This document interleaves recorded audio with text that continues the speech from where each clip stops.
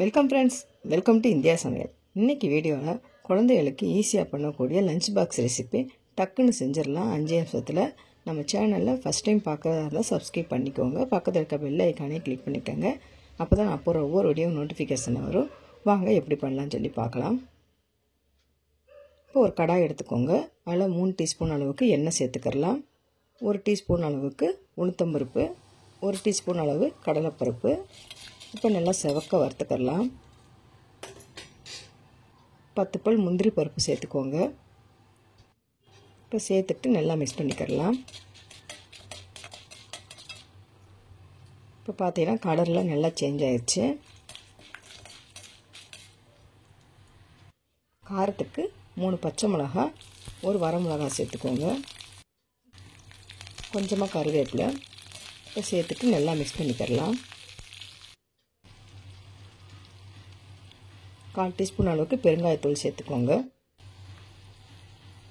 1 cup அளவுக்கு தேங்காய் துருவல் சேர்த்துக்கலாம்.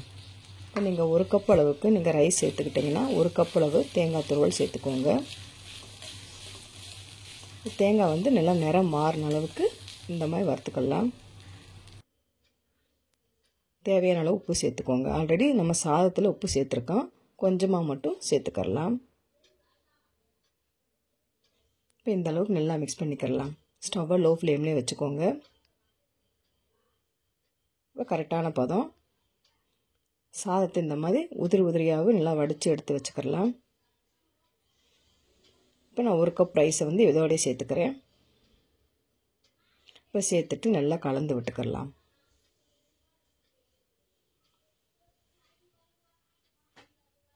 இப்போ இந்த அளவுக்கு நல்லா கலந்து விட்டாச்சு.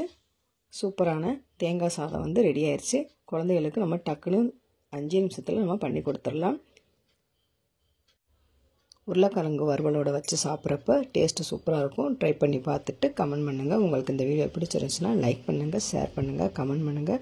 உங்களை நான் வேறு வழியை சந்திக்கிறேன். பாய். தேங்க்ஸ் ஃபார் வாட்சிங்.